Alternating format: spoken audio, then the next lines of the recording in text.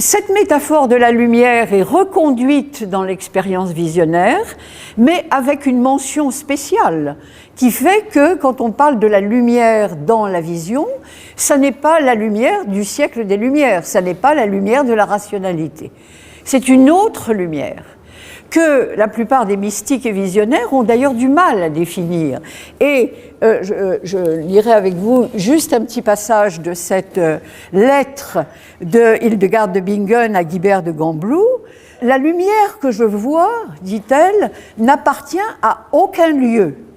Elle est beaucoup plus resplendissante que le nuage éclairé par le soleil, et je ne peux déterminer en elle ni son altitude, ni sa longitude, ni son volume. Il me semble que cette lumière est l'ombre de la lumière vivante, et, comme le soleil, la lune et les étoiles apparaissent dans l'eau, ainsi brillent pour moi les écritures, les sermons, les vertus et les autres œuvres des hommes conçus dans cette lumière. Je garde en mémoire pendant très longtemps ce que j'ai vu ou appris par cette vision, car je me souviens de ce que j'ai vu et entendu. En même temps, et ça c'est très important, je vois, j'entends et je sais.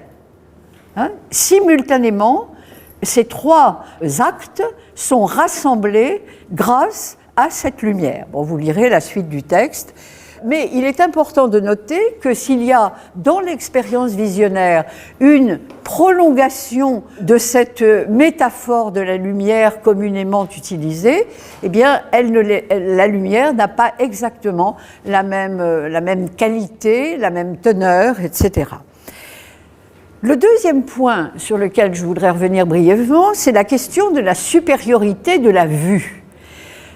Ça, je ne veux pas remonter dans l'histoire pour vous en donner de nombreux exemples, mais on peut dire que depuis l'Antiquité, la vue est considérée comme le sens le plus noble de tous les sens. C'est une formule que l'on retrouve chez Dürer, qui le dit textuellement, le sens le plus noble de l'homme est la vue.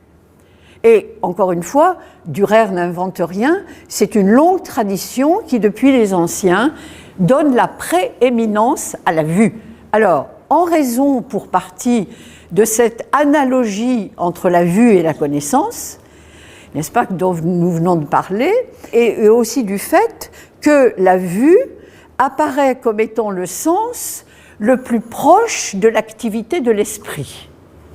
Alors que le toucher nécessite un objet à toucher, n'est-ce pas?